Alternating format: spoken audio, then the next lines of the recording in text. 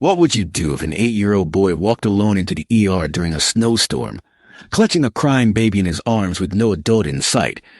When hospital staff tried reaching his parents, what they discovered was far more heartbreaking than anyone could have anticipated. Listen to today's heartfelt story of a child in desperate need who still became the sole lifeline for his baby sister. Please subscribe to our channel and share where you're listening from. Maple Falls, Connecticut was submerged under an ice storm. Amid the cold fluorescent glow of the ER, Mary Ann Brooks, a seasoned hospital receptionist and former social worker, savored a rare lull in her night shift. That calm shattered when the sliding doors swung open at 9:47 p.m., letting in a gust of wind and a boy no older than 8. He was wrapped in a coat that was too thin for the weather, a knit hat dripping with sleet, and his arms trembled as he carried an infant car seat. "Please, I need help." "My sister won't stop crying," he pleaded. The boy introduced himself as Eli Carter.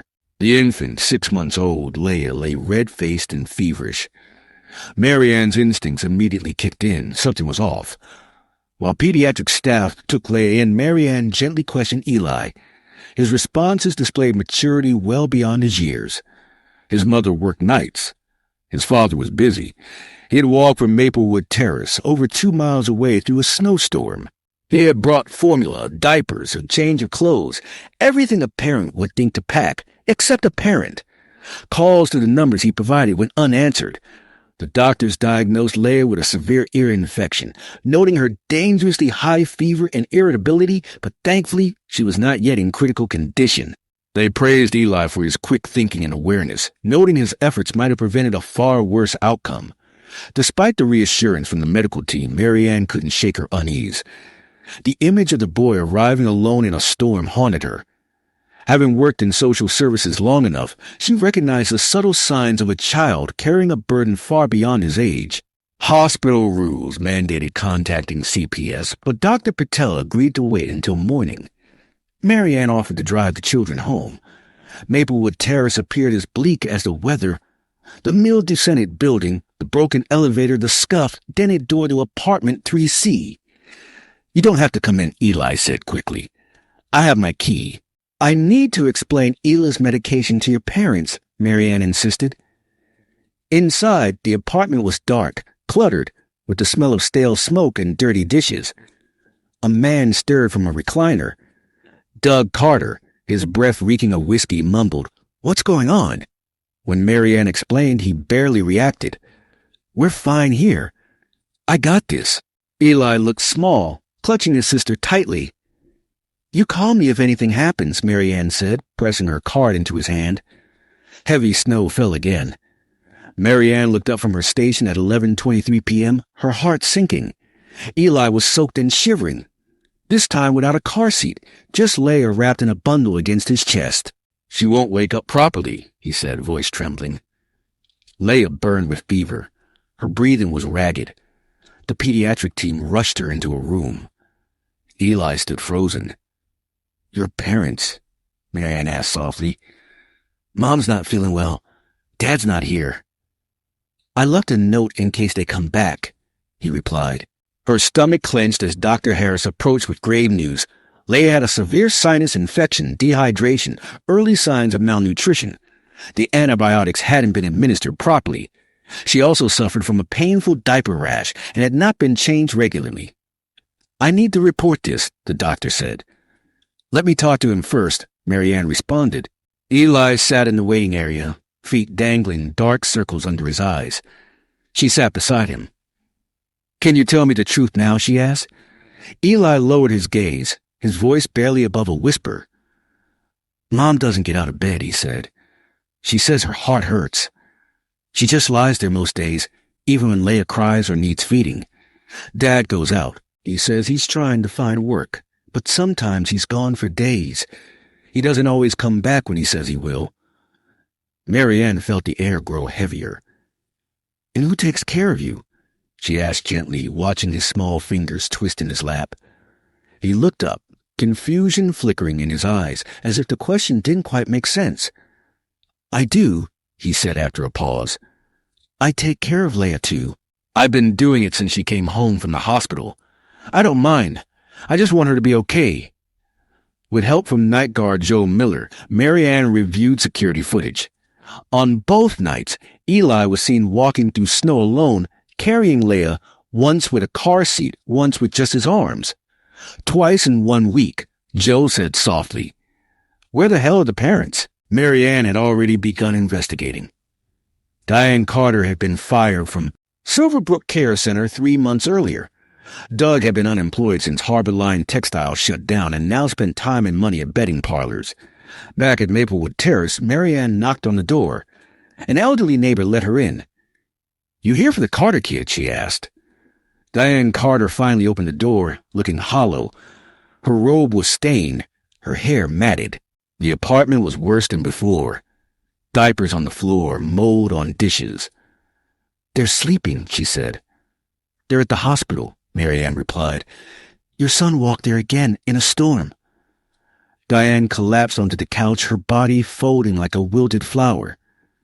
Everything went dark after the baby came, she murmured, voice trembling with exhaustion. At first, I thought it was just tiredness. I mean, all new moms get tired, right? But then the days got heavier, and I couldn't move, couldn't think. Leah would cry, and she would just lie there, staring at the ceiling, hoping someone else would pick her up. Mary Ann noticed her trembling hands, chapped lips, and the dark hollows beneath her eyes. She hadn't seen a doctor. No one had checked on her. She barely registered that her children were gone. Her mind was trapped in a fog so dense it had erased reality itself. She blinked slowly, processing Mary Ann's words, and whispered again, They're not here. Eli and Leah? Mary Ann said softly, her voice heavy with compassion. They're at the hospital. Your son brought your daughter through the storm alone. Mary Ann called an ambulance for Diane. As she waited, she examined the apartment. Amid the filth, Eli's touch was everywhere, formula labeled with precise times, bottles lined up neatly beside the sink, baby clothes folded by size, every surface wiped clean. Bibs on a hanger, sanitized toys stacked in a corner, feeding supplies tucked into a plastic tote that doubled as a changing table. In his room, a small spiral-bound journal sat atop a stack of school books. It detailed Leah's daily health and routines like a nurse's log. December 5th, Leah drank all bottles, no fever, smiled a lot. Mom stayed in bed all day. Dad came home but left when they fought. I gave Leah her teething medicine. She liked the music on the mobile. December 12th, Leah cried a lot today. She only drank half her bottles. I checked her temperature, warm but not hot. I think she's sick again. Mom came to the kitchen but went back to bed after coughing. No food in the fridge. I gave Ela the last banana. Each entry reflected a desperate effort to maintain normalcy. The words of a boy doing everything to keep his sister safe in a world that no one was watching. There were drawings of superheroes, completed homework in color-coded folders, a certificate for perfect attendance. The crib was unused. Leah had been sleeping beside Eli. Child Protective Services stepped in swiftly, recognizing the urgency of the situation. Dr. Harris arranged for Leah to be admitted for extended pediatric care, ensuring she received proper nutrition, hydration, and continuous monitoring. Meanwhile, Eli was taken to a small room, given a hot meal, his first in days, and a fresh set of clothes donated from the hospital's emergency closet. Though reluctant at first, he slowly began to lower his guard under Mary Ann's calm presence, who stayed by his side throughout. She read aloud from a children's book she'd found in the waiting area, her voice soothing amid the sterile silence. Eli listened quietly, sometimes glancing toward the hallway leading to Leah's room, his eyes flickering with worry and hope. Mary Ann didn't speak of tomorrow what the caseworker might decide.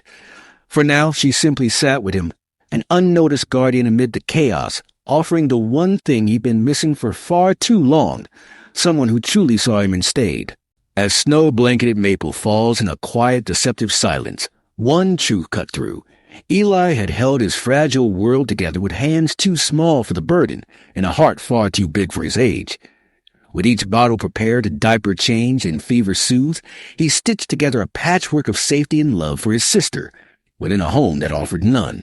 He had been more than a brother, her nurse, her protector, her entire world. And now, finally, someone had truly seen him, not just his actions, but his pain, his patience, his silent cries for help tucked between pages of a journal no one had read until now. And this time, before darkness could swallow him too, help had arrived, not in the form of stern caseworkers or paperwork, but in the warmth of a woman who listened, stayed, and chose to act. This time, the storm had won. If you were in Mary Ann's shoes, would you have waited or called Child Protective Services immediately? And what would you say to a boy like Eli, who's been forced to grow up far too soon? Also, what are your thoughts on the darkness postpartum can lead new mothers into? Do you think they should seek help?